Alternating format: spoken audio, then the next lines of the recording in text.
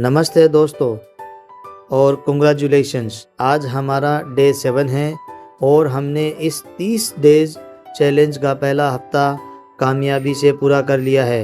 जो लोग डे 1 से आज तक मेरे साथ हैं वो सच में इंग्लिश सीखने के लिए सीरियस हैं। आज की हमारी स्टोरी है the boy and the cashew nuts, जो हमें सब्र और लालच के बीच का फ़र्क सिखाएगी। तो चलिए इस हफ्ते की आखिरी स्टोरी शुरू करते हैं।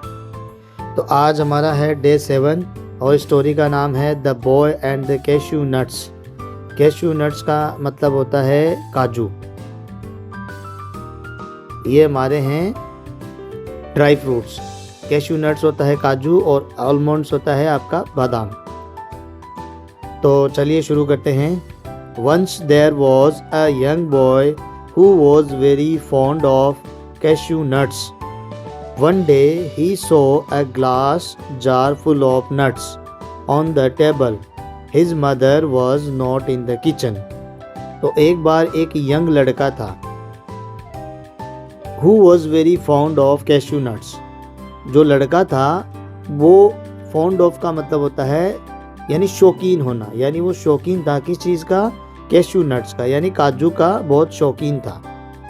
एक दिन वन डे यानी एक दिन ही सो उसने देखा अ ग्लास जार यानी एक कांच की बोतल जो है वो देखी उसने, जो फुल यानी भरी हुई थी नट्स ऑन द टेबल, और वो नट्स यानी काजू से भरी हुई थी, नट्स से, और वो टेबल पर रखी हुई थी।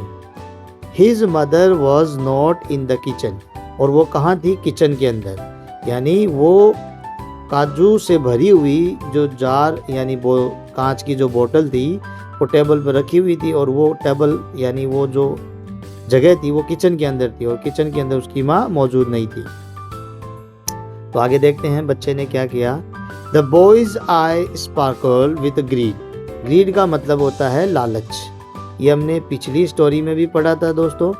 तो स्पार्कल का मतलब होता है चमक, चमकना, यानी उसकी आंखों में काजू देखते ही चमक आ गई। He quickly put his hand into the jar. उसने जैसे ही काजू देखा, उसने न आव देखा न ताव देखा, उसने अपना हाथ उस जार में डाल दिया। And grabbed a big handful of nuts. और मुट्ठी भर ली उसने, यानी वो जितना ज़्यादा हो सकता था वो नट्स लेना चाहता था। But when he tried to pull his hand out, he could not. The neck of the jar was too narrow, for his closed fist.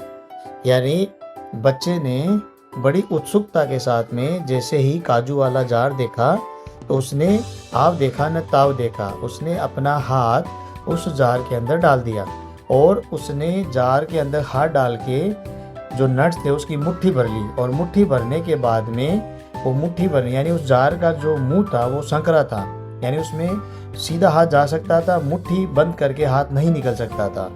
तो उस बच्चे ने वैसा ही किया, मुट्ठी भर ली। और मुट्ठी भरने के बाद में उसने कोशिश की अपना हाथ बाहर खींचने की। उसने बार बार कोशिश की, बट वह सफल नहीं हो सका अपने हाथ को बाहर निकालने के लिए, क्योंकि जो जार की जो मतलब मुंह था यानी गर्दन थी वो क्या थी?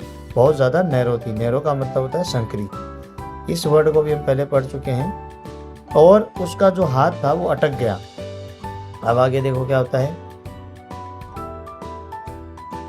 He pulled and pulled. वो क्या करता है? अपने हाथ को बार बार कोशिश करता है, खींचता है, but his hand was stuck. Stuck माने अटकना। उसका हाथ अटक जाता है क्योंकि मुट्ठी बंद थी, वो निकल नहीं पाती। He did not want to let go of any nuts. यानी so he started crying. यानी बच्चा जो था उसको ये भी समझ नहीं आ रहा था, वो बिल्कुल छोड़ना नहीं चाहता था क्या? एक भी नट्स, यानी वो चाहता था कि जो बंद मुट्ठी है वैसे के वैसा उसका हाथ निकले, लेकिन वो निकल नहीं रहा था, और वो एक भी नट छोड़ना भी नहीं चाहता था, इसलिए वो रोने लगा। His mother came in and said.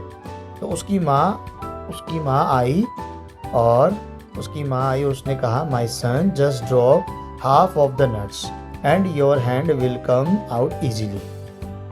उसकी माँ ने भी उसको यही समझाया कि अपने हाथ से कुछ नट्स गिरा दो और जब तुम नट्स गिरा दोगे तो तुम्हारा हाथ यानी मुट्ठी खुल जाएगी और तुम्हारा हाथ आराम से बाहर आ जाएगा और उसमें कुछ नट्स भी आ जाएंगे और तुम्हारा हाथ भी फ्री हो जाएगा। The boy released some nuts and his hand came out. तो उसने कुछ नट्स को रिलीज कर दिया यानी मुट्ठी खुल गई, थोड़े बहुत नट्स जो थे हाथ से वो आ गए उसके हाथ में और उसका हाथ आराम से उस जार से बाहर आ गया। ही रियलाइज्ड, उसे एहसास हुआ, दैट ग्रीड यानी लालच ओनली ब्रिंग्स ट्रबल। तो उसे एहसास हो गया उस बच्चे को कि लालच हमेशा क्या लाता है दोस्तों, ट्रबल यानी मुसीबत। तो लालच हमेशा क्या लाता है, मुसीबत। सच है दोस्तों।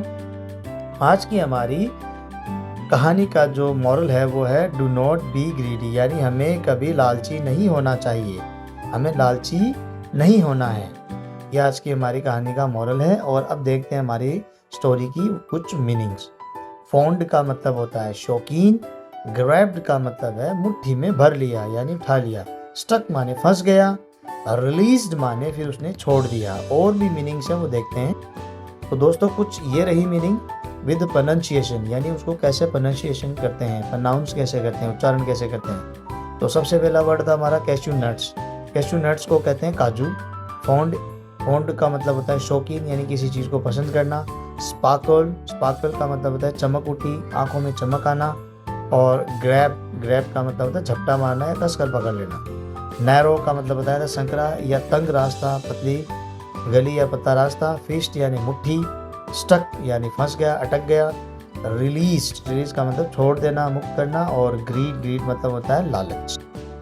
तो दोस्तों ये थी आज की हमारी स्टोरी और आज का हमारा होमवर्क है स्क्रीन पे दिख रहे एक हिंदी लाइन यानी सेंटेंस का आपको इंग्लिश में ट्रांसलेशन करना है। तो आपके लिए आज 2 होमवर्क है, आप ये भी कर सकते हैं और इसके साथ साथ में मतलब इसका भी ट्राई करना है आपको। और इसके साथ साथ में आपको 3 नए वर्ड्स कमेंट में लिखने हैं जो आज आपने सीखे हैं या जो आज आपको अच्छे लगे। तो ये आज का हमारा होमवर्क है। और साथ ही कल हमारा रिवीजन डे होने वाला है या हम डे 8 की नई स्टोरी शुरू करेंगे। तो प्लेलिस्ट में वीडियो मिल जाएगी, प्रैक्टिस करते रहिए और ऐसे ही जुड़े रहिए। मिलते हैं अगली वीडियो में यानी डे 8 में। तो दोस्तों ये हमारा था आज का पहला हफ्ता। तो कीप प्रैक्टिसिंग, मिलते हैं आपसे कल। धन्यवाद।